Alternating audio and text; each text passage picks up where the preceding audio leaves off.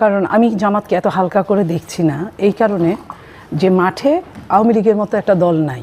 আওয়ামী লীগ যত সন্ত্রাসী, যত রকম আপনার ফ্যাসিস্ট, হায়না যাই হোক না কেন, কিছু লোককে খাইয়ে পরিয়ে অনেক পুরানো দল হিসেবে অনেক ছাড়াও কিন্তু বয়োজ্যেষ্ট, ওইটাই বলছিলাম, অনেক বয়োজ্যেষ্ট জানে আওয়ামী লীগ ভালো না, তারপরেও রক্তের মধ্যে আমার বাপ দাদা দিয়ে গেছে ভোট বা সাপোর্ট করে গেছে, মনের ঘৃণা নিয়েও সাপোর্ট করে, এরকম অনেক বিএনপিতেও আছে। তো সেই জায়গায় এরা আছে, এরা কিন্তু এখন নমিনেশন ইলেকশন করতে পারছে না। এখন 2 মাসেই আমরা 2 মাস আছে সময়, 2 মাসে আমরা এটাই মনে করছি গেল আওয়ামী লীগের, তাহলে জামাতের এই জায়গায় একটুখানি কিছুটা হলেও বাড়বে। এইখানে আরেকটা জিনিস আছে, জামাত সারা বাংলাদেশে কোথাও আওয়ামী লীগের বিরুদ্ধে একটা মামলাও করে নাই। এটা একটা বিরাট, বরং মামলা তোলার জন্য টাকা খরচ করেছে, জামিনের ব্যবস্থা করেছে, বাসায় বাজার পাঠিয়ে দিয়েছে, যে বাসায় বাজার নাই আওয়ামী লীগের, রাতে থাকার ব্যবস্থা করে দিয়েছে, নিরাপদ জায়গা দিয়েছে।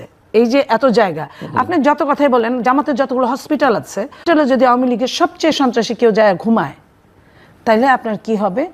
পুলিশ কিন্তু আর যাই হোক হসপিটালে যাওয়ার আগে 50 বার ভাববে।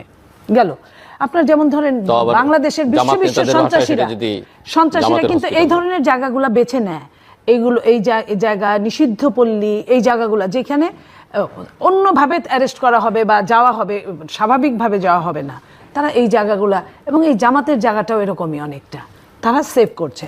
তো সেখানে তারা আওয়ামী লীগের ভোটটা নিশ্চিত করছে।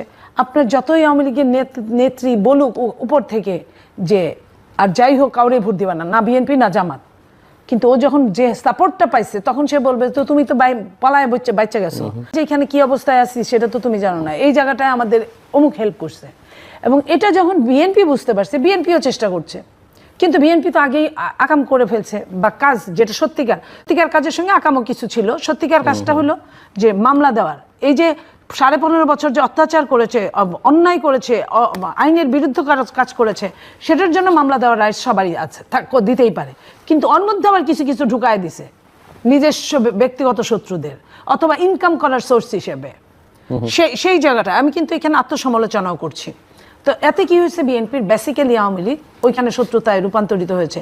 বেসিক আওয়ামী লীগ, আমি আমার এলাকায় খেটেছি, আপনি জানেন, সেইখানে আমি আওয়ামী লীগের ঘরেও তো যেতে হয়েছে। আমি যখন গিয়েছি নিরপেক্ষভাবে সবার কাছে চেয়েছি ভোট।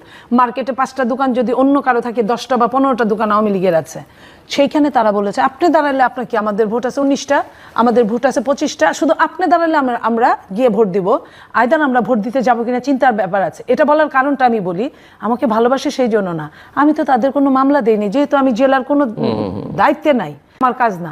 আমি চাইলে উইলিংলি মামলা দিতে পারতাম, এটাও আমি মনে করেছি এটা আমার কাজ না, আমি নিজে বাদী হয়ে মামলা দেই নাই। তো এটা একটা জিনিস, আমার জন্য আমার প্রতিবেশী পর্যন্ত হয়রানির কোনো শিকার হয় নাই। এবং তারা এইভাবে বলছে, মনিয়াপা যেভাবে রাজনীতি করে এটারে তো রাজনীতি বলে না। বলছে কেমন রাজনীতি? বলছে যে রাজনীতি করতে গেলে প্রথমে আগে নিজের কিছু লোক দিয়ে সন্ত্রাসী কাজ করাইতে হবে, তারা যদি আলাদা ভয় না পায়, পরে টাকা দিবে কেমনে, আবার নির্বাচন করবে কেমনে? আমি অবাক হয়ে গেছি। এবং আমাকে যারা আমার ওয়েলুসারা এই কথাটা বলতে আসছে, আমি ওটাও বুঝছি যে ওরা কেন বলে, ওদেরও তো একটা ইন্টেনশন কাজ করে যে আপা যদি আমগরে নামাই দিত তাহলে তো আমরা 2টা পয়সা কামাইতে পারতাম।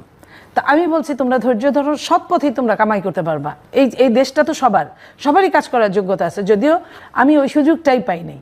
কিন্তু এই জায়গাটা নেমে কিন্তু আমি বুঝেছি যে ভোটটা কি হয়, কারণ আমি টর্চার করি নাই, এই জন্য আমি ওই কথাটা শুনেছি। যারা করেছে তারা প্রত্যেকেই ওই একবারে আপনি 5 কোটি টাকা খাইছেন 550টা আওয়ামী লীগের কাছ থেকে, আপনি এখন আফসোস করতেছেন। আপনি কি করছেন? বলতেছেন তো করে এটা পোষায় দিব। পৃথিবীতে জিল্লুর ভাই, মানুষ সব কিছু মেকিয়াভেলি বলছে, মানুষ প্রত্যেক হত্যাকারীকে ক্ষমা করতে পারে, কিন্তু পৈতৃক সম্পত্তি হরণকারীকে ক্ষমা করতে পারে না। ঠিক এই জায়গাটায় আমি বলি, বিএনপি যে জায়গাটায় গিয়েছে, বিএনপি এখানে লুজার হচ্ছে ওই জায়গাটা, ওই ভোট থেকে। সেইখানে কেউ যদি ব্যক্তিগত দলে জয়েন করে, ওইটা তাদের নিজস্ব ভোট, কিন্তু একটা বেসিক ভোট এখানে বিএনপি লস করছে, যেটা জামাত, এটা অপরাজনীতি আমি বলতে পারি। কারণ জামাতকে আওয়ামী লীগ যত টর্চার করছে, যত ক্ষতি করছে, জামাতের সব নেতাদেরকে ফাঁসিতে ঝুলাইছে, মেন নেতাদেরকে, জামাত কিন্তু দিব্যে এটা ভুলে গেছে আওয়ামী লীগের মতো। আওয়ামী লীগের শেখ হাসিনা যেমন তার বাবার হত্যাকারীকে ভুলে গেছিল, ইনুকে নিয়ে শেষ দিন পর্যন্ত রাজনীতি করছে, এবং কেউ বলে ট্যাঙ্কে নাচছে, কেউ বলে নাচে নাই, এই ধরনের অনেক প্রশ্ন আছে, কিন্তু বিপক্ষে তো ছিল, এটা তো সত্যি। তা এই এক কাজ জামাত এবং আওয়ামী লীগের মধ্যে মেন্টাল অনেক মিল আছে, এবং একজন আরেকজনের উপর ডিপেন্ড। তো তো এইখানে বিএনপি একটা করেছে যে আপনি আওয়ামী লীগের বেসিক যদি 15% ভোট থাকে, আমি কথার কথা বললাম, সেখানে 10% যদি জামাত আদায় করতে পারে, তাহলে জামাতের যদি আগে 8% বা 10% ছিল, 15 বছরে বাড়ছে, কারণ জামাত তো নিগৃহীত ছিল, বাড়ার পরে ওইটি যোগ দেন।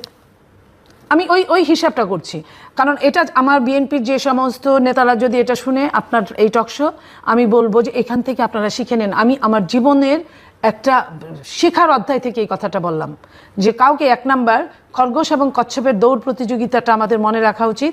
2 নাম্বার, এইখানে দুইটা দল বেসিক বাহ্যিক দৃষ্টিতে আওয়ামী লীগ বিএনপির সঙ্গে অনেকটা মিল আছে, আভ্যন্তরীণ দৃষ্টিতে জামাত আওয়ামী লীগের সঙ্গে অনেকটাই মিল আছে, এবং একজন আরেকজনের উপর নির্ভরশীল। এই কারণে আওয়ামী লীগ যখন জামাতকে আপনার নিষিদ্ধ ঘোষণা করে আপনার নির্বাহী আদেশে, তখন জামাত কিন্তু আওয়ামী লীগের ঘাড়েই ছিল। আপনি সেই পাবনার, আপনার এই টকশোতে অনেকবার বলেছে, সেই পাবনার আপনার স্বরাষ্ট্র প্রতিমন্ত্রী, সে তার এখানে দলে যোগ দিছে। কুষ্টিয়ার ভেড়ামারা মানে অপেন, তারা কিন্তু জামাতের বিপক্ষে খাটছে, কিন্তু হানিফ যখন তার দলে যোগ দেওয়া হচ্ছে তখন কিন্তু কোনো সমস্যা হচ্ছে না, আওয়ামী লীগ চুপ।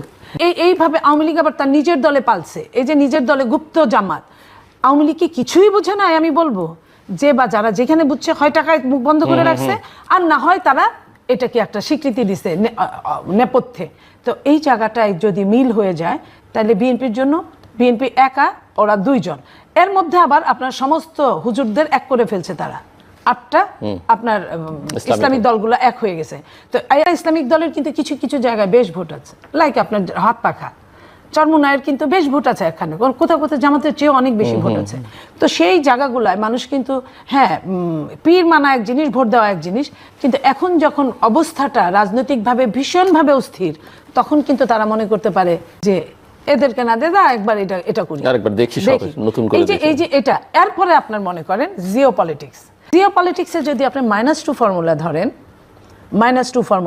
তাহলে -2 ফর্মুলা চলমান। আমার কথা না, শুধু বিএনপির মহাসচিবও বলেন, অনেকেই বলেন, আমার নেতা জনাব তারেক রহমানও বোঝানোর চেষ্টা করেন আমরা আগের চেয়েও এখন বেশি ষড়যন্ত্রের মধ্যে আছি, দৃশ্যমান এবং অদৃশ্যমান। তো সেইখানে যদি -2, অনেকেই বলে -4, তো এই যদি এটা হয়, তাহলে ওই জিও পলিটিক্সের আপনার মুরলরা তারা কখনোই আওয়ামী লীগকে বাড়ি ঘর ছাড়া করে আরেক দেশে পালানোর ব্যবস্থা করে দিচ্ছে। তারা কিন্তু বিএনপিকে ওই জায়গাটায় আনবে না। যে কারণে জামাত মাঝে মাঝে বলে, জামাতের চিফ আমির যে কথা বলছেন যে যেভাবেই হোক ক্ষমতায় আমাদের যাইতেই হবে, এটা কি আপনি মনে করেন এই কথাটাকে বিশ্লেষণ করলে অনেকগুলো উত্তর পাওয়া যায়?